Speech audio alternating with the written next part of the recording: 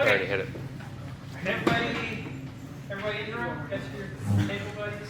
I have a different one every week, I don't know. How they buddy?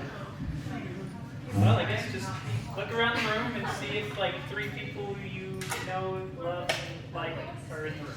Yeah. All right, guys. So tonight I have lab. So you can always tell like who has lab really because there's an extra person lingering around the lobby in between classes. Yeah. But tonight there's not one, so it's me, right?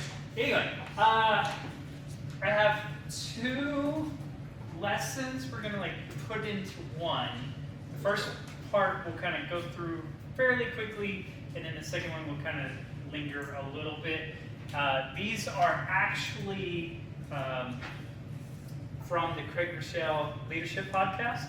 So if you are a fan of that, you may have heard some of it, but these are like old, like it's from like early on in his podcast. If you are not listening to it or have never listened to it, I highly recommend it. Craig Rochelle is the senior pastor, founding pastor of Life Church, the largest multi-site church in North America. They are killing it. They're doing a fantastic job. And his leadership stuff is insane. I am convinced he is a robot. Am I wrong? Like, dude? No. Okay. He's very robotic. Fantastic. But I think, I really think he's a robot. Anyway, moving on. So, the first part we're going to talk about is how to recognize high potential leaders. Normally, when I do lab, I like to really talk about the Bible or things along those lines. But this is not just a Bible college, we're a leadership college too, which is why Pastor Darian and Pastor Taylor can normally speak on leadership. And occasionally I will too. I usually leave that for them though. But anyway, so first part, how to recognize high potential leaders. But I guess before we get into that, I want to say everybody in the room is a leader. Whether you self-recognize, identify that way or not, I've spoke with every one of you, and at some level, you are leading, whether you recognize it or not. So the main point of these 2 kind of lessons really is like recognizing and recruiting help to help you lead to achieve the goal that you're trying to achieve. That can be in the workplace, that can be here at church, on your different teams, that could be in your personal life, home life, like with your family or friends, whoever you're living with. So just be thinking in those avenues as you're trying to like see how this applies to you. Not every one of us is the exact same, but it does apply to every one of us. Does that make sense? Yeah. Cool. Okay. All right. So what is most important when it comes to seeking out high potential leaders? Would you say it's systems? Pastor Darian loves his systems. Products? Locations? The answer is it's the right people.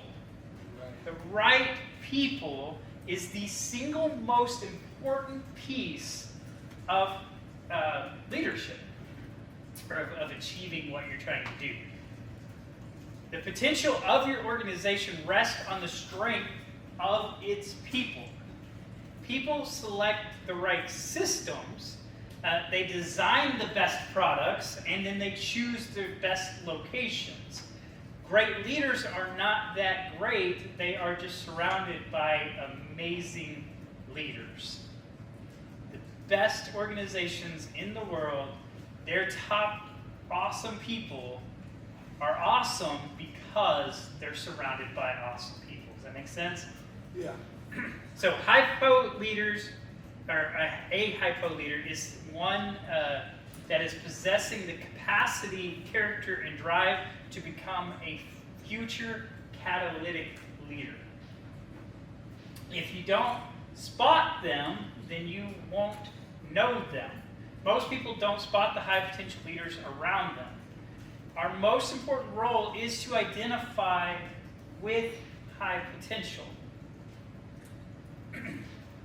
We need to identify them, we need to develop them, we need to release them, and move out of their way. So when we see somebody, in the second part of this lesson will kind of help you spot the people that are missing. So we'll get to that in a minute. But when you recognize somebody, you're like, this person I believe has high potential. We have to identify them.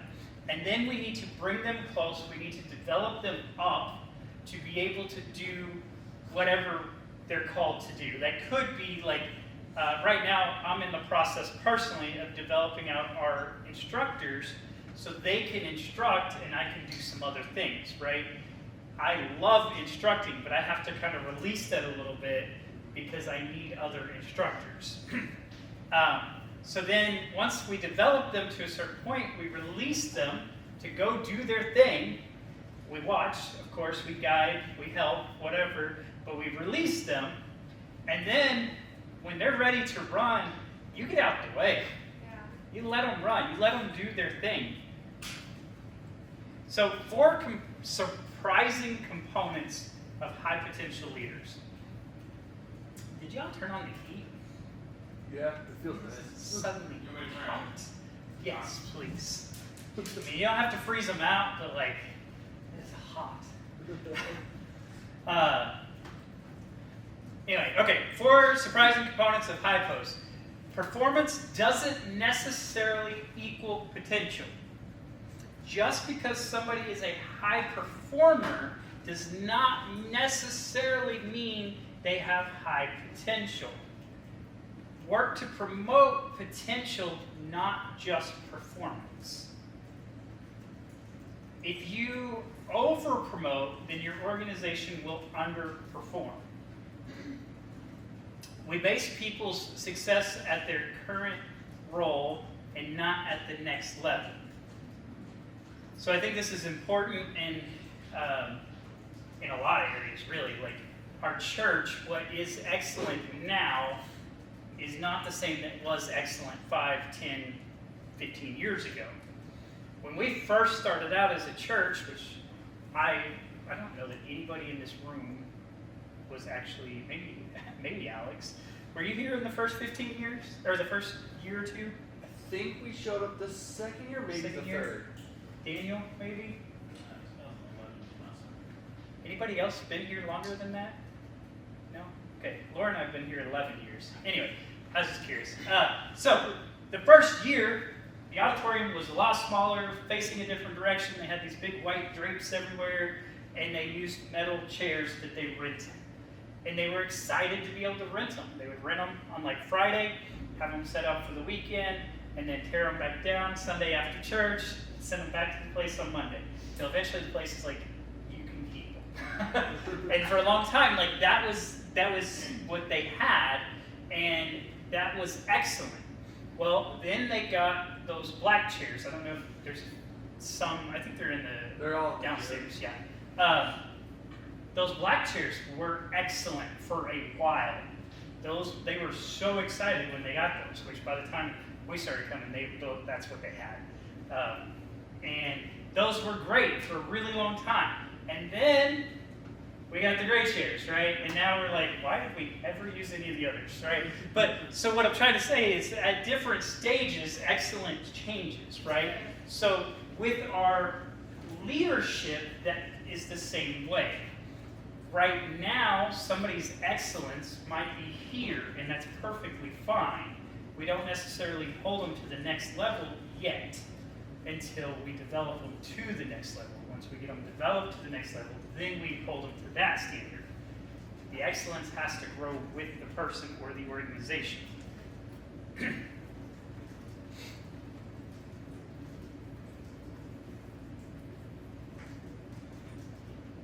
So we promote people to their level of incompetence.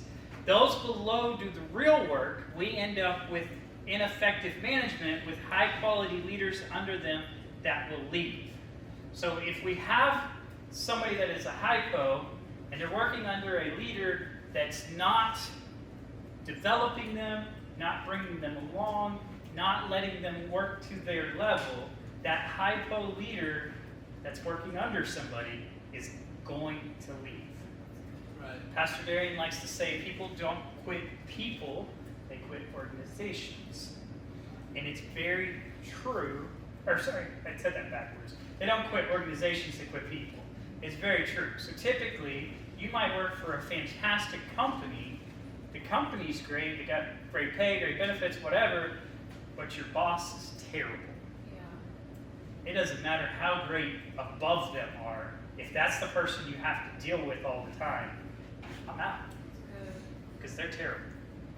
Right? So we have to be careful of that. We have to recognize if somebody's below us that could maybe do it better than us, let's develop them up. And if they end up promoting above us, so be it. It's okay. Sometimes there's just people better for the job. We hire, recruit, and promote for the future and not just the present. So it's really easy to be like, hey, we're missing this, this, this, and this. I need these people now. And you're only looking for those people, and you're only desiring to fill those spots. But really, you need to be thinking, okay, yeah, you need those spots filled, but like, what else down the road do I need? I need to be interviewing, looking, recruiting for all of the future. Did you say we have it for the future, not for the time? Not for the present. Yeah. Okay. All right, so number 2 under 4 surprising components of hypos. Number 2, most hypos don't know that they're actually high potential leaders. Most high potential leaders have no idea that they're actually high potential leaders. Number 3 is those who think they are high potential leaders probably are not high potential leaders. They're probably just a little full of themselves. Studies are conclusive. People think they are better than they really are. Big talkers should make you nervous. The loudest in the room should make you nervous to a point, especially if they're talking about themselves a lot. Does that make sense? I don't want to like chat bash anybody. Like here in a minute, I'm going to ask for somebody to raise your hand and nobody's going to.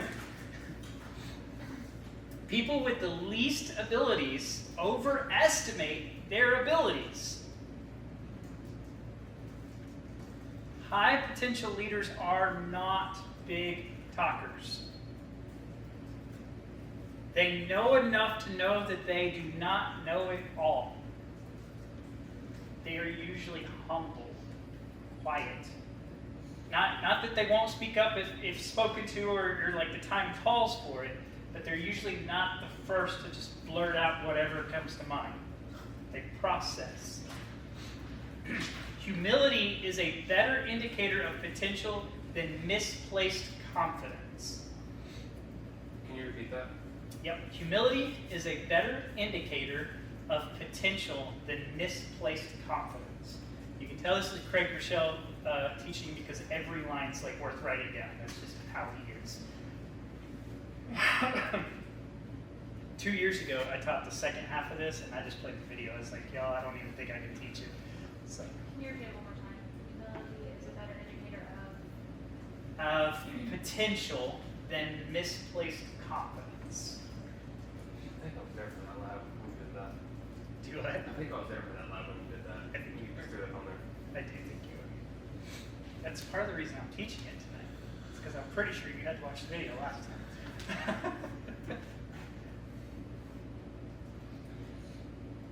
Most successful people are brilliant in one area but awful in others. Greatness is often hidden in the extremes. Don't allow the extreme shortcomings scare you off from the potential. The stronger a person's potential, the bigger their shortcomings. Immature and underdeveloped extremes give leaders nightmares. Mature and developed extremes change the world. We aren't looking for well-rounded, we are looking for brilliance in a few areas. So, where is something working? Where is the department that is outshining?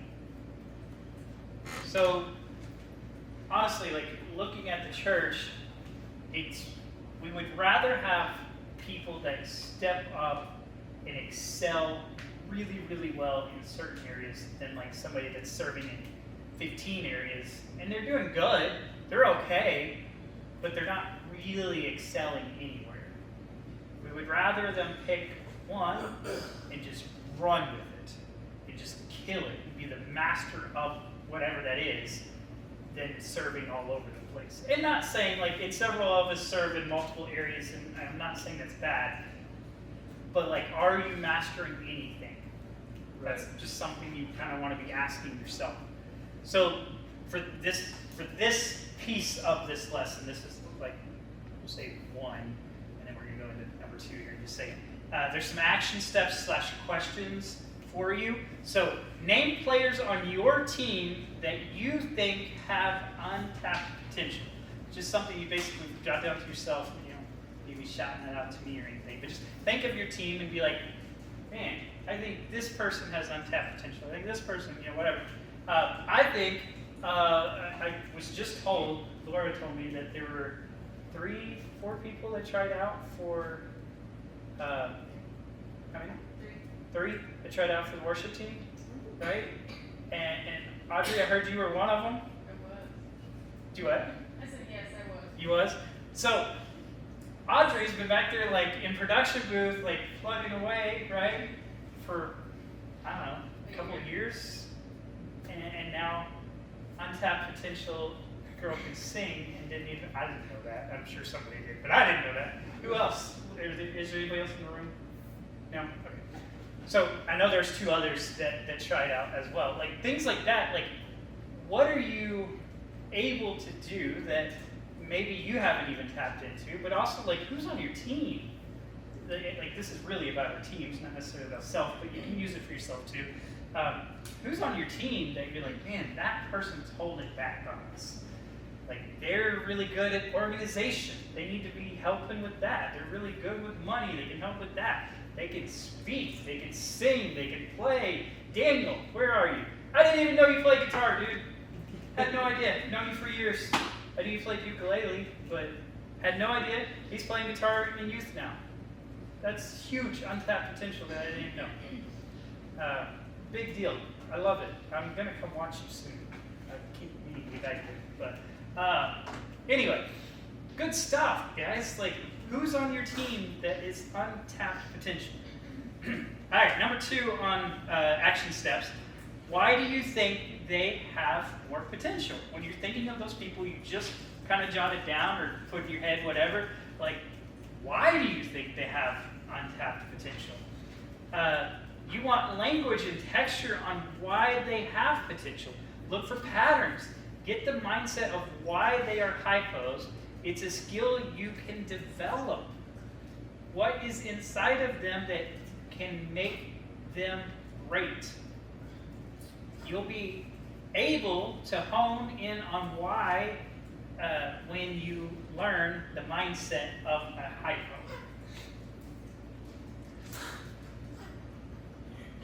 And then number 3 on the action steps would be, what will you do to draw out that dormant potential?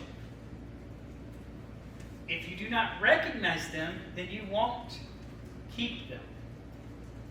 If somebody's got more potential than what you're currently using them for, they will leave. So develop that. Don't give them something to do, but something to decide, things to create. Find ways to give them authority. Giving away tasks raises up followers, but giving away authority raises up leaders. Can you repeat that? Yep. Giving away tasks raises up followers, but giving away authority raises up leaders.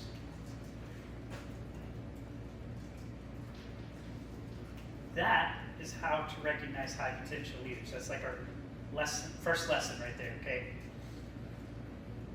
All right, I'm sorry, can you repeat that last thing?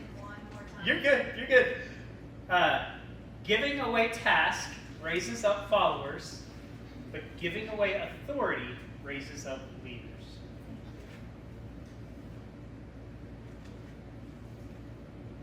I'm telling you, like, if you go listen to Craig Rochelle, which I, again, highly recommend, your pen or pencil is going to start fire if you can write as fast as that guy can talk. It's crazy. He is one, like, I like to listen to podcasts on like double speed and a half, like 1.5 to 2, not half, like slow that down. All right, everybody good?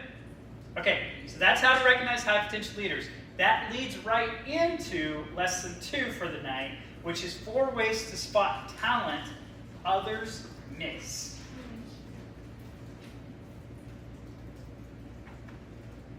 So as leaders, we all want to surround ourselves and fill our teams with great people. Earlier, we talked about how to identify high potential players or people on your team in your organization. And in this lesson, we're going to talk about 4 keys to find the potential that other people tend to overlook. So a cool quote from Craig Rochelle is, most leaders are obsessed with finding the right strategy. The best leaders are obsessed with finding the right people.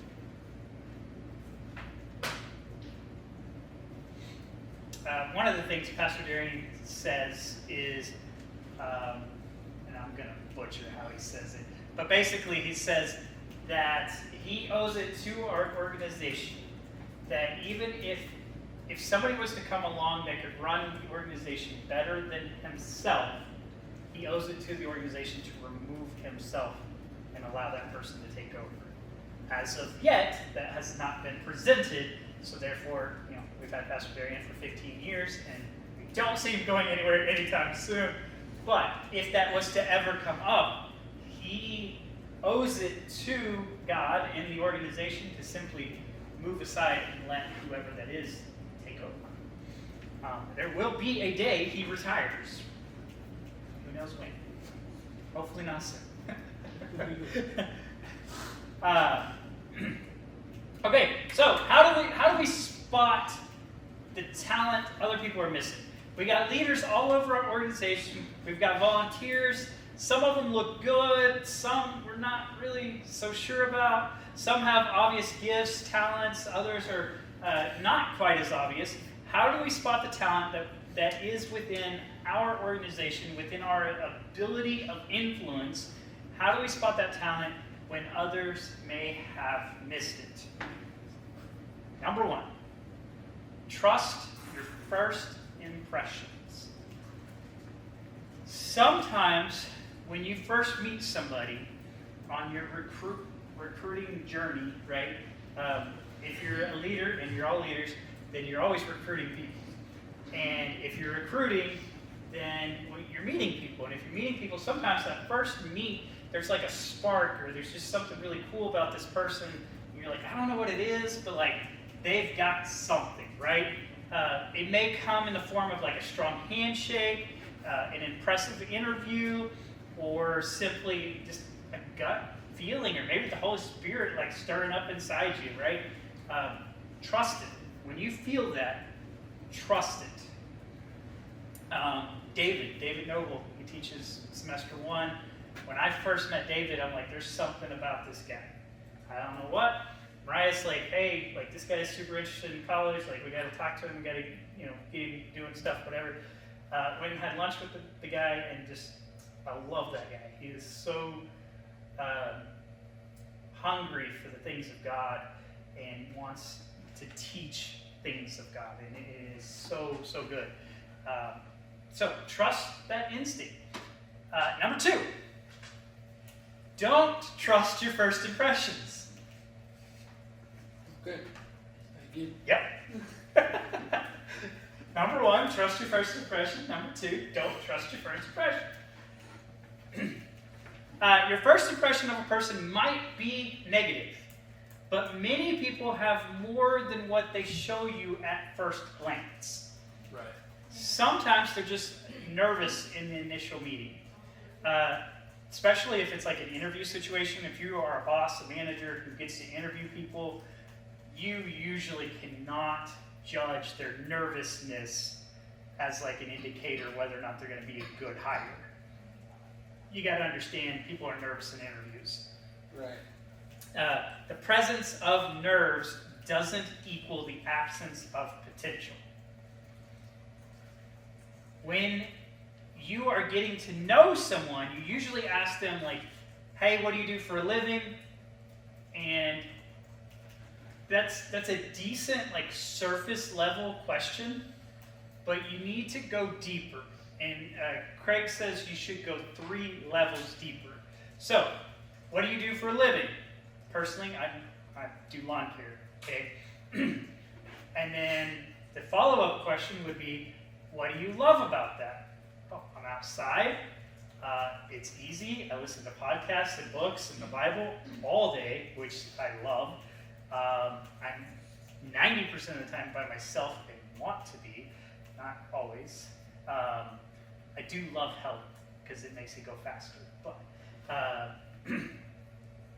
the next follow-up to that would be like, so as the person's kind of explaining that to you, you would be like, okay, well, you're obviously good at this. What makes you good at this? And when they get that, because not many people would ever say that to you, right?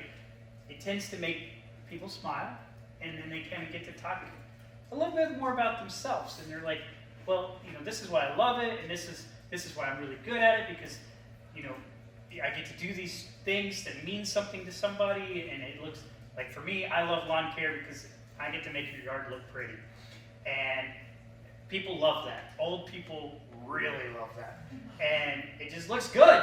I'm like, I like the way it looks when it's done. And the last thing that is really cool is, where did that come from?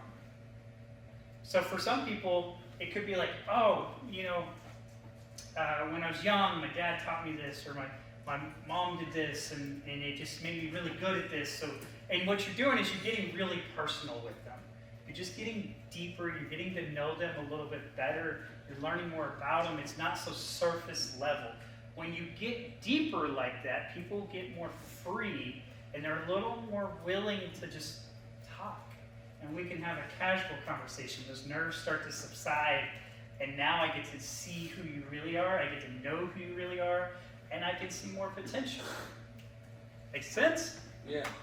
All right. With these questions, you'll discover the story behind the success and the story before the success.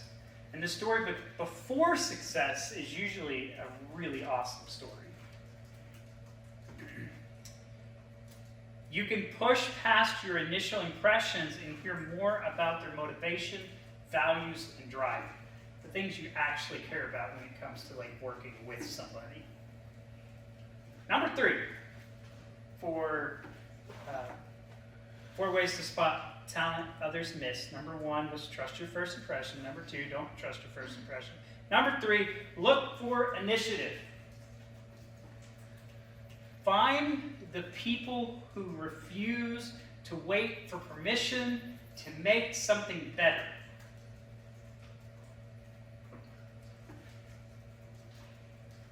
When you go to the restroom here at church on Sunday, if this person's not serving on a team, they do the bathroom thing, right? And then they go wash their hands, and they take a couple extra paper towels, and they wipe that counter down just to get the water off. If they're not serving on a team, recruit them. Yeah. That's initiative. Nobody told them to do that. I see it happen in the men's room all the time, and it's the guys that are serving all over the place. Yeah. But I'm telling you, if they're not serving somewhere, recruit them. Maybe when they come out of the bathroom. Yeah. Well, ladies, you guys talk in the bathroom. Men, like, it's just weird. We don't really talk in the You bathroom. place a firm hand on their shoulder and say, have you ever thought about serving? No. Anyway, so find people who take initiative. Someone who fails while taking initiative. So, sorry, that's what my note said.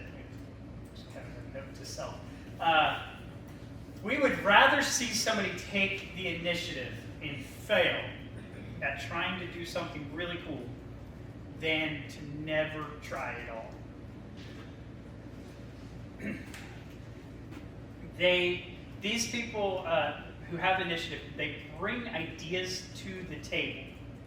And even if the ideas aren't amazing, at least they have ideas. We really want to have people with any idea versus somebody with no idea.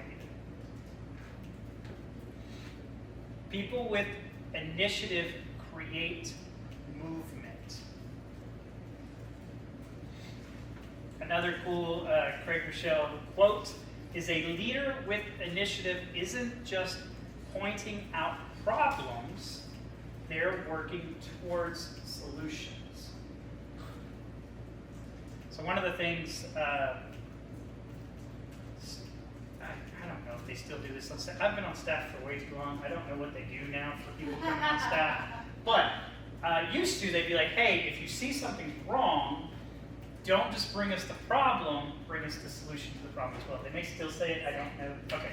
I have no idea what that onboarding process looks like anymore. I feel like I've been here forever. But yeah, so when you find a problem, you're like, hey, like the flow in and out of check-in, it's just not really working. And if you went up to, like, say, kids check-in, and that flow's not working right, which I think it's fine, but if it wasn't and it was a mess, and you go up to Mia and you're like, hey Mia, this isn't working, and you just walk away, like, did you help her at all, or did you just add stress? Right. Like, that's no help. Think of a compass, right, Jenny? If somebody comes up here and they're like, compass isn't working, this is a mess, and they just leave, how much help is that? It's not. It's not any help at all. But if they can come to you and say, hey, I noticed these things were rough, or they're not working right, and if we could get the kids and parents to flow this way in check-in, or maybe we could test the iPads an hour before service, or whatever. I'm sure you guys have some sort of system like this. But you come with a solution that kind of helps things flow a little bit better, then, okay, now you've become help to the leader, and then you can start ironing out those kinks together. If somebody is coming to you doing that, and you're their leader, you're on their team, use their advice. And I'm not saying like their idea is great. They might be like, hey, talking to my kids check-in like scenario. They're like, if we just take out this glass and just walk through this hole, that's a terrible idea. Like, we're not going to do that, right? But hey, I love that you're thinking. I love that you're coming up with ideas. I'm not going to tell them it's terrible. I'm being blunt to you all. I wouldn't necessarily do that to them. I'd be like, I like that you're thinking. I think that's a great idea, but maybe not like that. Let's come up with a different solution. Maybe there's a way we could use this outside door a little bit better and I know you guys have had people out front, like kind of directing them in before, whatever. Again, I don't think there's an issue there. I'm just. We don't have kids in that area anymore. Do I? So we don't have kids in that area. No, I know. Like, Use me as an example. I did not mind. But bringing solutions is key, and you're looking for team members that are doing that. They're not bringing you a problem, dropping it on your lap, and running away. They're bringing a problem, but they also have ideas and solutions to fix problem. Maybe they're bad, but maybe they're good. If nothing else, maybe the two of you can bounce the idea back and forth until it becomes really good. All right, moving on. All right, so again, number 1 was trust your first impression. Number 2, don't trust your first impression. Number 3, look for initiative. Number 4, look for unquenchable passion.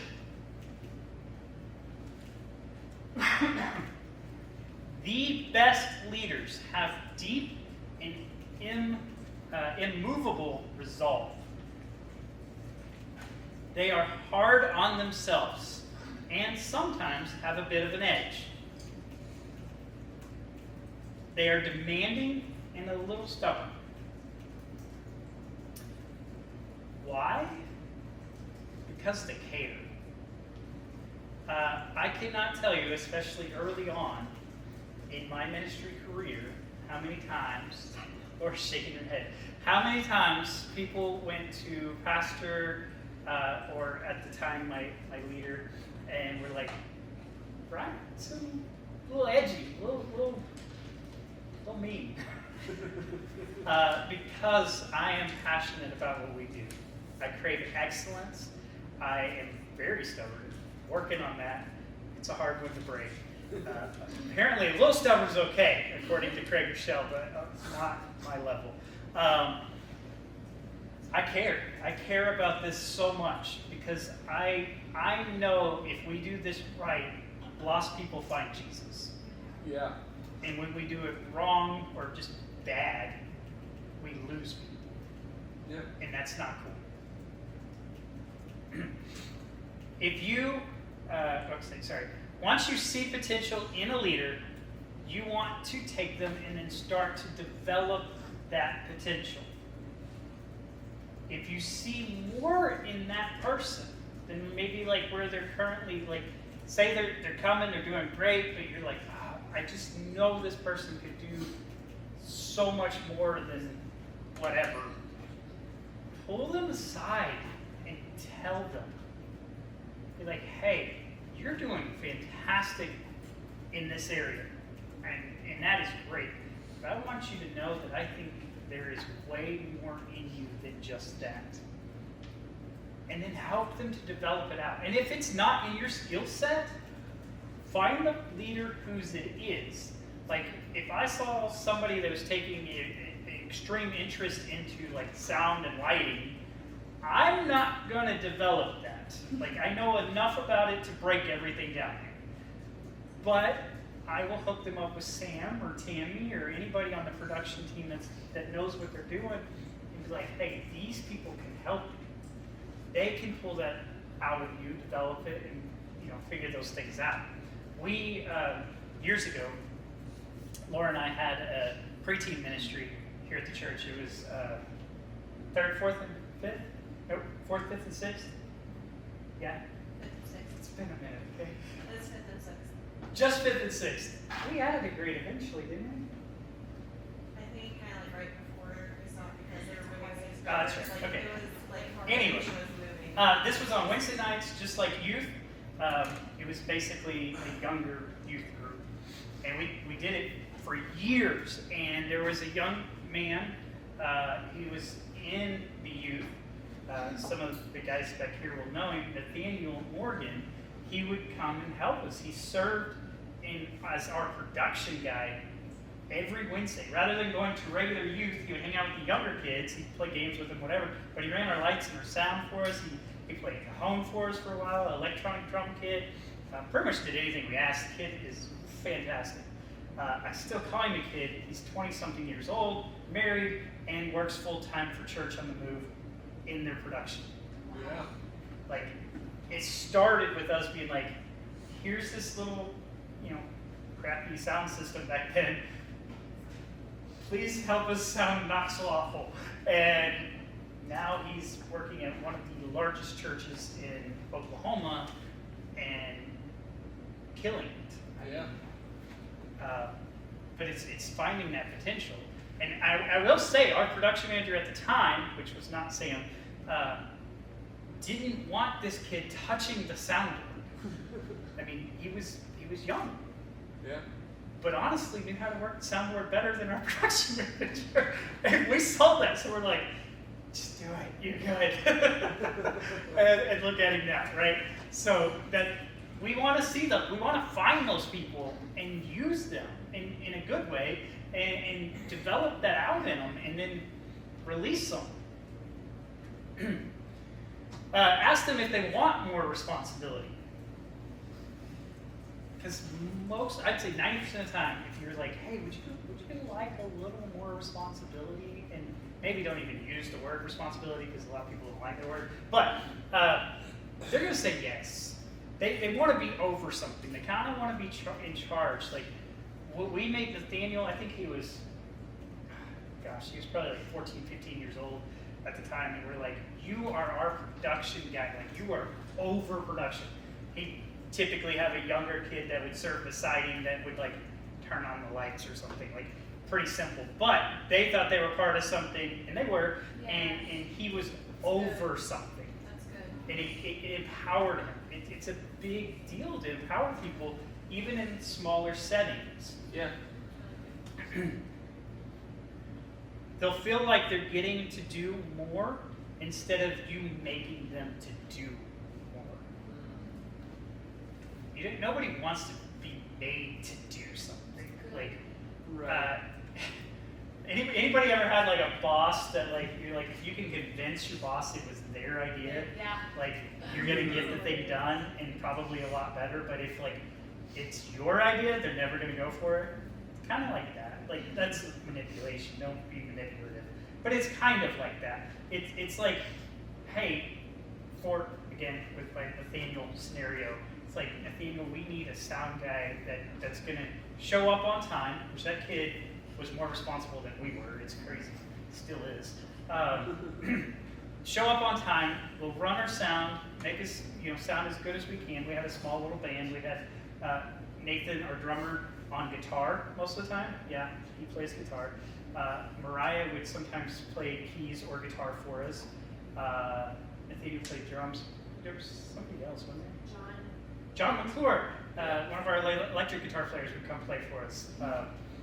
We had our own, on this stage, little band. Was it? No, they did this after we left. She's looking at me like I'm crazy. Anyway, it was this stage. This stage was downstairs. Yeah. Anyway, you tell him like, hey, like we want to sound as good as we can. We want the lights to do the things, and here's the cues. And we talked about transitions, and like if you've ever been really a part of the weekend service, like we live and die in transitions. If you've got that awkward pause because the video didn't start like it was supposed to, or person didn't walk out on stage when they're supposed to, like it feels weird, not just to you, though you feel the weight of it if you're like one trying to make it work. It's awkward. We live and die in transition. So we taught him that. We taught our little production team that, and we showed them the value of it, and we empowered them to make those decisions and make it good, and they felt like they were getting to serve the Lord, and they were doing great things. We have people in our church still that were part of this preteen ministry that we poured life into that are now doing great. Gracie just graduated Your Place College, and she was part of that preteen ministry. That's crazy. I'm old. Anyway, I got off on a tangent. So another cool quote from Craig Rochelle: "You can teach skills, but you can't train passion." You can teach skills, but you cannot train passion. If you see someone with great talent, take a chance on them. If you're waiting until they are completely ready, you've probably waited too long. So you might be wondering, like, how do I know if I can trust this person with whatever? I mean, everybody's probably thinking of their own departments and scenarios and maybe even work. And, how do I know when I can trust this person with fill in the blank? Best way to find out if you can trust somebody is to trust them. Yeah. Yeah. That's good. You got to give them a little bit and trust them with it and see what happens. And this isn't like a throw them in the deep end and watch them drown. Throw them in the deep end, stand on the shoreline with the life preserver, and if they start drowning, save them. Does this make sense? Yeah.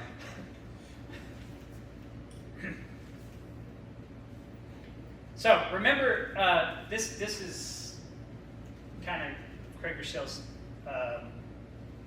tagline when he's closing his podcast. He says, "You don't have to know all to be a great leader. Be yourself." And then here's his tagline: "People would rather follow a leader who is always real than one who's always right." And I think that is so true. Can you repeat that? Yeah. Yes, people would rather follow a leader who is always real than one who is always right.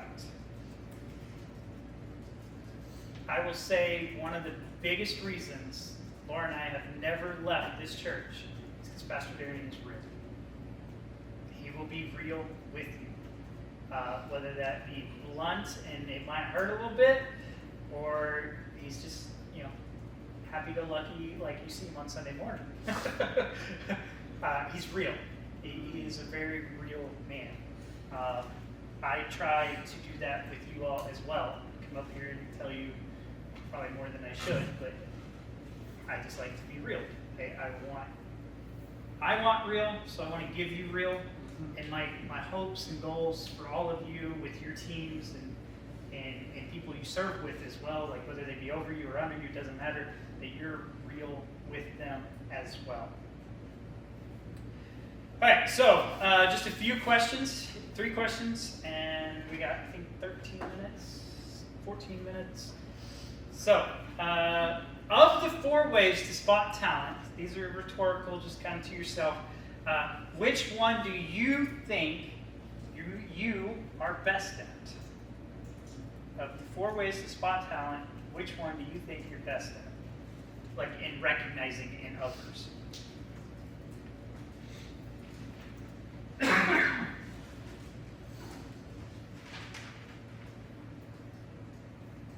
Then number 2, and you might have guessed it, which one do you think you're worst at?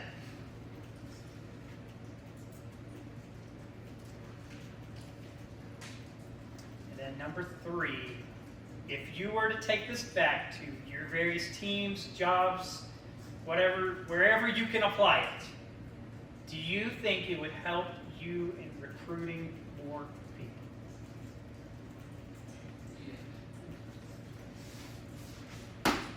We got 13 minutes now, because that took so long. Any thoughts, questions, anything? What do y'all think?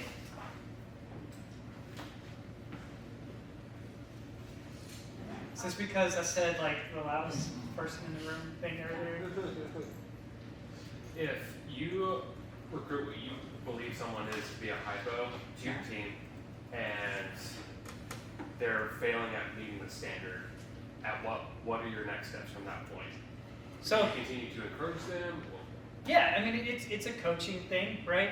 So if somebody's on your team and they're not performing at the level at which you think they can, you're gonna have to do a little bit of evaluating. It's either like, okay, does this person have something going on personal in their life that like maybe I just need to walk them through that? Like let's take some things off their plate and let's walk them through some things. Is this person I thought was a hypo just a lazy person? And if that's the case, maybe I take some things off their plate. They can serve over here doing a couple things, but maybe not as much as I once thought they could. Or, believe it or not, volunteers can get fired. Yeah. Sometimes, and it's different in the church world, like if non-church world, it's like, hey, you're fired, deuces, go away. In the church world, it's more like, hey, I don't know that this serving area opportunity is right. Let's find the one that is. You don't seem as passionate about sound. Do you like the lighting? Can you sing? You like kids? Do you like youth? Do you find a different area that works? Can you stand out by the road and wave at people, but not look like you're trying to kill them? Have you ever seen a creepy guy standing out by the road? Like, it's creepy. You don't want them to be your greeter. Anyway. Not saying we have any. Definitely gesture to something. Did that help? Yes. Okay, sorry. Yes. What else? I've just been sitting here thinking about how when I come under the flowers, there's cigarette butts out here. Yeah. It fires me up. I told somebody the other day, I was like, I'm gonna stand out there and see who's smoking, and I'm gonna go say, hey, pick your butt up, please. Because they're Yeah. all in the flower beds and everywhere. Yeah. that's a hard one. Because ideally, it's just, we might need to, I don't know that they would do this, okay? We might need to invest in an ashtray, right? I mean, particularly Monday nights, there's a lot of people out there smoking. On Sunday, there's a few, I think people try to hide it more on Sunday, which is funny to me that they're just trying to hide it. I just think. Maybe we need to invest in an ashtray somewhere. Nowhere else to throw it. They started mowing to back right behind this wall right here, so surely we could set something up and just make it be announced, let it be known, start spreading it on just by hearsay. Maybe. What Every bothers single me smoking is gun, like, where you're supposed to go. respect the grounds, like respect the property, you know, like, let's not throw our trash out there, this isn't Yeah. your home. So I mow for Pastor Taylor. He has 2 properties here in town. One's Airbnb, another house he's renovating to sell. And one time I was mowing, and it's his Airbnb. He'd rented it out. There's some construction workers staying there, and there's just like beer bottles and beer cans out back. And I'm like, don't you know this is Pastor Taylor's house? And he's like, I'm not talking to anybody. This is my head, but like I'm like, how dare they do that to Pastor Taylor's house? But some people just don't see it like one, they probably don't know he's a pastor because it's an Airbnb. But some people just don't respect others' property like that. But I think in your case, when people are here on like Monday night or Sunday, whatever, like anytime there's people out there smoking, if we had a designated area where their butts can go, that would be great.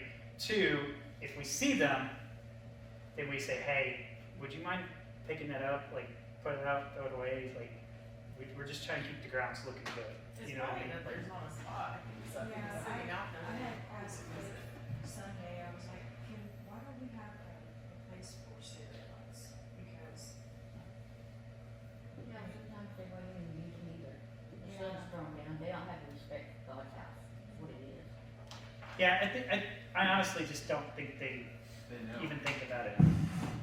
Some people, until they know, they don't know. Right. And it may be they're not even